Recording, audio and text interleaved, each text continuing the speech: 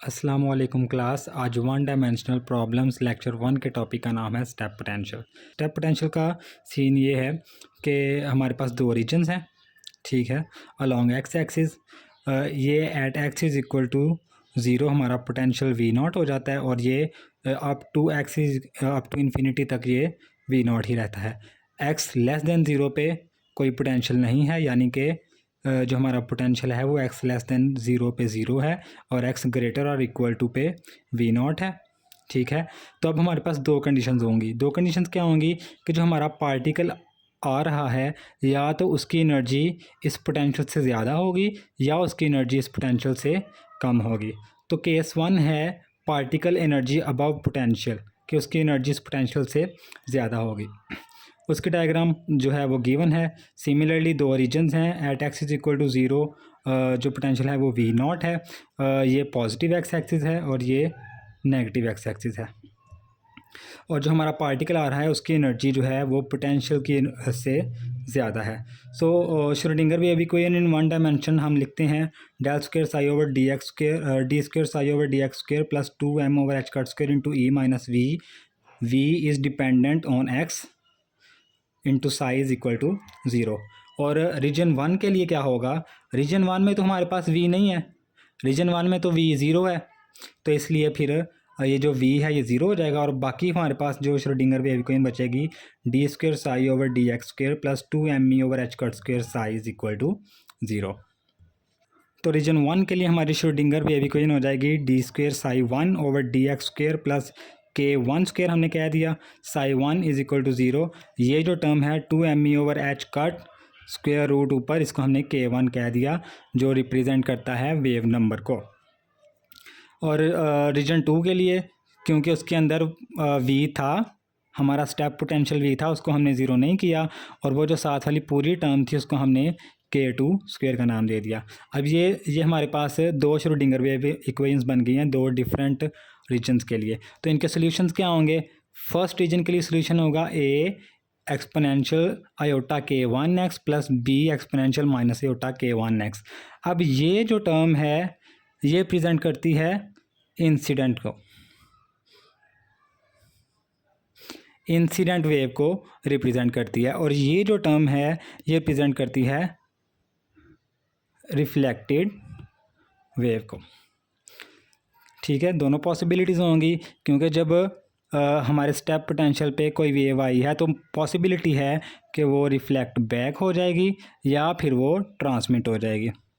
Reason to में यहाँ तक रीजन वन था, और रीजन टू में क्या होगा कि जो हमारी वेव है या तो वो ट्रांसमिट हो जाएगी, और क्योंकि इधर रिफ्लेक्ट नहीं हो सकती तो फिर यहाँ पे डी जो है ये वाली टर्म सारी ज़ीरो हो जाएगी। ये डी वाली जो टर्म है वो रिप्रेजेंट करती है रीजन टू में reflection along negative x axis को, ठीक है, नेगेटिव एक्स को रिप्रेजेंट कर रही है।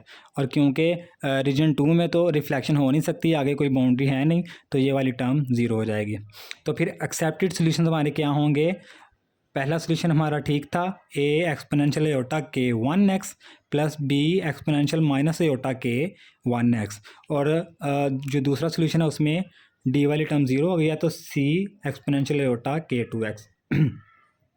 अब क्योंकि हमारा जो वेव फंक्शन है वो कॉन्टीन्यूस और डिफरेंशिएबल होता है, तो जब वो कॉन्टीन्यूस है इसका मतलब कि साई वन एट ज़ीरो और साई टू एट ज़ीरो दोनों इक्वल होंगे।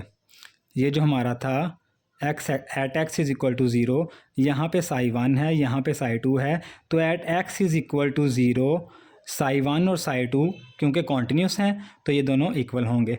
जब दोनों इक्वल होंगे तो साई वन की हमने वैल्यू पुट कर दी at x is equal to zero, ये ज़ीरो ने इस सारी टर्म को ज़ीरो कर दिया, एक्सपोनेंशियल ज़ीरो हो गया, एक्सपोनेंशियल ज़ीरो हो गया, एक्सपोनेंशियल ज़ीरो हो गया, और हमारे पास एक इक्वेशन आ जाएगी A plus B is equal to C। क्योंकि हमारा वेव फंक्शन डिफरेंशिएबल है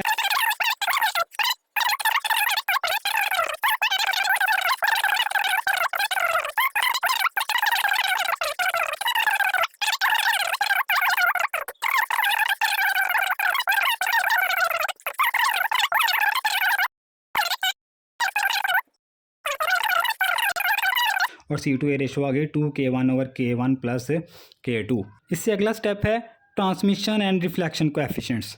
ट्रांसमिशन और रिफ्लेक्शन कोएफिशिएंट्स फाइंड करने के दो तरीके हैं, एक है करंट फार्मूलाज और दूसरा है flux formulas. Flux formula for transmission and reflection both are given. ठीक है, ये जो ऊपर वाली टर्म है ये रिप्रेजेंट करता है ट्रांसमिटेड फ्लक्स। कौन सी फ्लक्स है? ट्रांसमिटेड। और नीचे वाला जो है ये रिप्रेजेंट करता है फ्लक्स कौन सी? इंसिडेंट। ये साई आई और साई टी ट्रांसमिटेड और साई आई इंसिडेंट। सिमिलरली जो रिफ्लेक्शन कोएफिशिएंट होगा वो क्या होगा? Psi R with respect to psi R और with respect to psi I. और ये ऊपर वाली जो टर्म है वो रिप्रेजेंट करती है फ्लक्स कौन सी? Reflected over flux incident. ठीक है, ये फार्मूलाज हैं कौन से? Flux formulas to find reflection coefficients and transmission coefficients. और दूसरे फार्मूलाज हैं करंट फार्मूलाज। जे जो ट्रांसमिशन कोएफिशिएंट का फार्मूला है वो है जे टी ओवर जे आर, और रिफ्लेक्टेड कोएफिशिएंट का है जे R over J I. J are जो है वो रिप्रेजेंट करता है इंसिडेंट करंट को, इंसिडेंट करंट। जे टी रिप्रेजेंट करता है ट्रांसमिटेड करंट,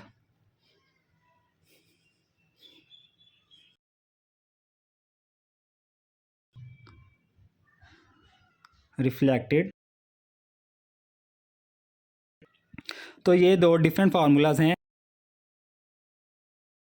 कोएफिशिएंट है वो फ्लक्स फार्मूला से, जो रिफ्लेक्शन कोएफिशिएंट है वो करंट फार्मूला से ड्राइव करूँगा ताकि आपको दोनों फार्मूलाज क्लियर हो जाएं। सो ट्रांसमिशन कोएफिशिएंट का जो है हमने फ्लक्स फार्मूला लिख लिया, वो था साई टी स्टैरिक, और ये जो वी है ये है हमारा velocity operator into Sai T D x over. अच्छा, अभी जो ट्रांसमिशन है, ट्रांसमिशन आप देखें कि जो हमारा था स्टेप पोटेंशियल, ठीक है, यहाँ से आ रहा है पार्टिकल, कहाँ से आ रहा है? ठीक है, माइनस इन्फिनिटी से ज़ीरो। अब जो ट्रांसमिशन होनी है वो कहाँ से होनी है? ज़ीरो से इन्फिनिटी। तो हमारी इधर फिर क्या लगेंगी? लिमिट्स ज़ीरो से इन्फिनिटी। और जब इंसिडेंट फ्लक्स की बात करेंगे तो इंसिडेंस कहाँ पे हो रही है? वो रीजन वन में हो रही है, और रीजन वन कहाँ से है? माइनस इन्फिनिटी से लेके ज़ीरो तक। तो ये इसकी लिमिट्स आएंगी माइनस इन्फिनिटी से ज़ीरो, साई आई स्टैरिक, और ये हमारा वेलोसिटी ऑपरेटर साई आई ओवर डी एक्स। ठीक है, साई टी हमारा क्या था? साई टी वो था सी एक्सपोनेंशियल आयोटा के टू एक्स, और साई आई था हमारे पास ए आयोटा एक्सपोनेंशियल आयोटा के वन एक्स। ठीक है, दोनों के स्टैरिक ले लिए। देखें साई टी का जब स्टैरिक लेंगे तो ये सी है तो कांस्टेंट, लेकिन हमें नहीं पता कि ये रियल है या इमेजिनरी है, तो इसके ऊपर स्टैरिक आएगा। और जब इसका स्टैरिक लेंगे तो आयोटा के साथ माइनस आ जाएगा, इनटू वेलोसिटी ऑपरेटर की वैल्यू पुट कर दी, और सिंपल साथ साई टी की हमने वैल्यू लिख दी। सिमिलरली नीचे भी जब साई आई स्टैरिक हम फाइंड करेंगे तो ए का हमें नहीं पता ये रियल है या इमेजिनरी है, तो ए के साथ स्टैरिक आएगा, और एक्सपोनेंशियल में आयोटा के साथ माइनस आ जाएगा, into velocity operator into psi i. अब देखें इसमें क्या होगा? Iota h cut over m, iota h cut over m, ये आपस में कट गए। ठीक है, पार्शल डेरिवेटिव आ गया विद रिस्पेक्ट टू एक्स किसका? साई टी का, और पार्शियल डेरिवेटिव आ गया किसका? साई आई का विद रिस्पेक्ट टू एक्स। इनके जब पार्शियल डेरिवेटिव लेंगे तो क्या होगा? यहाँ से पहले देखें सी जो है वो कांस्टेंट है, बाहर चले गए। यहाँ पे एक्स आयोटा के वन एक्स वो अलग रह गए। वो क्या हुआ? एक्सपोनेंशियल जो आ गया, और साथ पावर का डेरिवेटिव आयोटा ए तो बाहर चला गया, एक्सपोनेंशियल जो है वो खुद आ गया, और साथ पावर का डेरिवेटिव आयोटा के वन खुद आ गया। आयोटा आयोटा से कैंसिल हो गया। अब ये देखें एक्सपोनेंशियल है, पावर सेम है, पावर जब ऐड होंगी तो ये माइनस और प्लस वन हो गया, क्या बचा? के टू। नीचे भी देखें एक्सपोनेंशियल और एक्सपोनेंशियल सेम है, पावर्स ऐड होंगी और ज़ीरो हो जाएगा, e की पावर 0 1, और क्या बचेगा? के वन। ठीक है, के टू ओवर के वन कॉन्स्टेंट है बाहर, और ये जो इंटीग्रेशन और डिफरेंशियल है ये कट जाएंगे। ख़त्म हो जाएगा। बाकी हमारे पास बचा सी ओवर ए मॉड का स्क्वायर। अब ये देखें सी और सी स्टैरिक, सी मॉड का स्क्वायर हो गया और ए into A asterisk A mod का स्क्वायर हो गया। इनका हमने होल मॉड स्क्वायर कर लिया और सी टू ए रेशियो हमने पीछे निकाली थी 2k1 over k1 plus k2 whole square into k2 over k1। और ये हमारे पास क्या आ गया, ट्रांसमिशन कोएफिशिएंट। अभी देखें ट्रांसमिशन कोएफिशिएंट जीरो नहीं हमारे पास आया, k1 और k2 दोनों आ गए हैं इसमें, इसके अंदर, यानी कि इसका मतलब है कि ट्रांसमिशन होगी क्योंकि उसकी एनर्जी जो है हमारे पोटेंशियल से ज़्यादा है। रिफ्लेक्शन कोएफिशिएंट जो है वो हम जो है फाइंड करेंगे करंट फार्मूला से। करंट फार्मूला हमने लिख लिया J R over J I का मॉड। जे आर पहले फाइंड कर लेंगे, h cut over 2m I into psi R का asterisk partial over partial x किसका, साई आर का माइनस साई आर, और ये होगा partial derivative with respect to x किसका, साई आर स्टेरिक का। पहले डेरिवेटिव लेके बाद में स्टेरिक नहीं लेना, पहले स्टेरिक लेके बाद में डेरिवेटिव लेना। सो साई आर जो है वो हमारे पास क्या था, साई आर था हमारे पास ये, ठीक है। तो इसका जब हम मॉड लेंगे तो सॉरी स्टार लेंगे तो बी स्टार, और ये जो पावर में माइनस था वो ख़त्म हो गया, ये चीज़ आ गई। और साथ विद रिस्पेक्ट टू एक्स हमारा डेरिवेटिव भी है, तो डेरिवेटिव जब लेंगे तो पावर जो है वो पहले एक्सपोनेंशियल अपनी जगह पे बी कांस्टेंट था माइनस बी, और यहाँ पे साई आर फिर वैसे का वैसे ही। पहले हमने क्या किया, इसमें साई आर का मॉड ले लिया, पहले हमने स्टार ले लिया, वो क्या आया बी स्टार आयोटा के एक्स, और फिर उसका डेरिवेटिव लिया तो पावर आयोटा k1 जो है वो पीछे आ गई। उसके बाद अब देखें ये पावर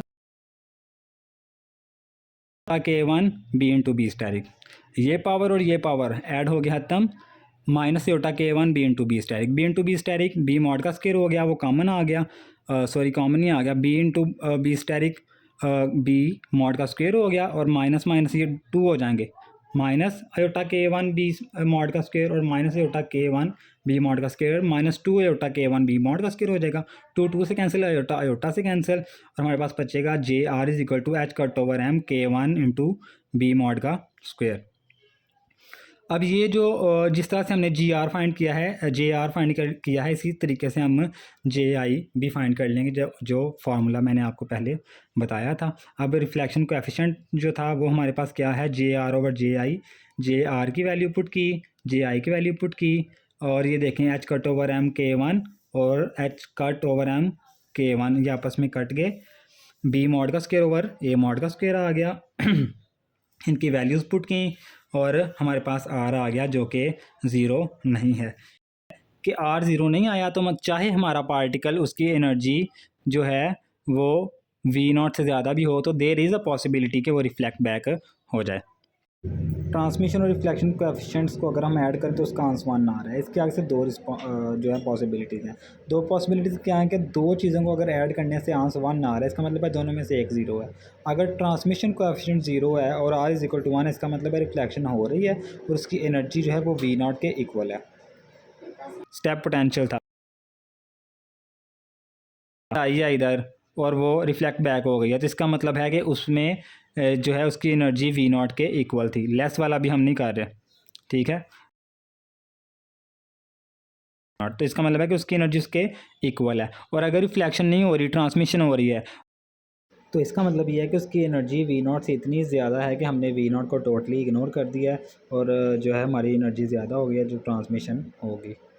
केस 2 की बात करें तो हमारे पार्टिकल की एनर्जी जब वी नॉट से कम होगी तो क्या होगा, श्रोडिंगर वेव इक्वेशन हमने लिख ली, ठीक है। रीजन 1 में वी ज़ीरो है तो रीजन 1 के लिए हमने वी ज़ीरो कर दिया और रीजन 2 में वी ज़ीरो नहीं है। बट अब इधर क्या होगा कि हमारी जो एनर्जी है वो वी से कम है ना, तो हमने वी को पहले लिख लिया, एनर्जी को बाद में लिख लिया और बाहर हमने माइनस लगा दिया। अब इसके जब हम सोल्यूशन लेट करेंगे साई 1 एज सच आ जाएगा और साई 2 की जब बारी आएगी तो इसमें आयोटा नहीं आएंगे क्योंकि आयोटा आए थे प्लस वाली टर्म के लिए, लेकिन अब हमारा जो इक्वेशन है हमारी वो माइनस में आ गई है तो इसमें आयोटाज नहीं आएंगे। और जब पहले इधर हमने लेट किया था तो डी वाली टर्म ज़ीरो हुई थी ना, तो इसमें क्या होगा, इसमें डी वाली टर्म नहीं ज़ीरो होगी, इसमें सी वाली टर्म ज़ीरो होगी क्योंकि इक्वेशन चेंज हो गई है, ठीक है। तो सिमिलरली जब डी यहाँ पे ज़ीरो हो गया और सी वाली टर्म बचेगी, सॉरी सी ज़ीरो हो गया, यहाँ पे क्या होगा, सी वाली टर्म ज़ीरो हो जाएगी और डी वाली हम रिटेन करेंगे और उनके डेरिवेटिव्स एट ज़ीरो तो हमारे पास ये इक्वेशन आएगी A plus B is equal to D, और जब हम ये डेरिवेटिव वाली लगाएंगे तो ये वाली टर्म आ जाएगी हमारे पास। उसी तरीके से जब आप रिफ्लेक्शन और ट्रांसमिशन कोएफिशिएंट्स फाइंड करेंगे तो इसमें क्या होगा, आपका आर जो है वो 1 आ जाएगा, एग्जैक्टली 1 आ जाएगा। पीछे जो हमने फाइंड किया उसमें K1 एंड K2 आ रहे थे, लेकिन इसमें क्या होगा, आर डायरेक्टली 1 आ जाएगा और JT जो है वो 0 आ जाएगा। इसका मतलब क्या है कि आर एग्जैक्टली 1 आ गया, यानी कि टोटल रिफ्लेक्शन हो रही है। टोटल क्या होगा, रिफ्लेक्शन होगा, क्योंकि उसकी एनर्जी उससे कम है। तो बट आर प्लस टी जो है वो 1 है, तो जब आर 1 है इसका मतलब है कि टी को 0 होना पड़ेगा, ट्रांसमिशन 0 हो गई है, जो कि क्लासिकली भी हमें समझ में आती है। ठीक है, ये बात हमारे क्लासिकल रिजल्ट्स के साथ मैच करती है। लेकिन अगर हम देखें कि साई जो था हमारे पास, साई क्या था हमारे पास, साई था D into E minus K2x, ठीक है, और डी की हम वैल्यू पुट कर देंगे यहाँ पे, ये डी की वैल्यू आएगी जब आप सॉल्व करेंगे।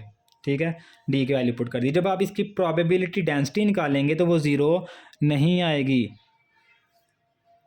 ट्रांसमिशन की प्रोबेबिलिटी डेंसिटी 0 नहीं आएगी।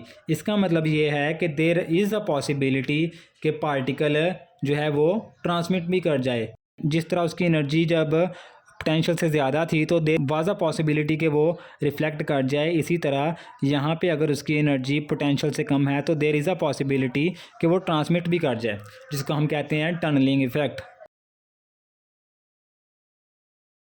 तो इसको हम इस तरह से एक्सप्लेन कर सकते हैं कि वो जो रिफ्लेक्शन है वो हमारे potential at x is equal to 0, यानी कि पोटेंशियल बाउंड्री से नहीं हो रही, बल्कि वो रिफ्लेक्शन जो है वो पोटेंशियल के अंदर किसी पॉइंट से हो रही है।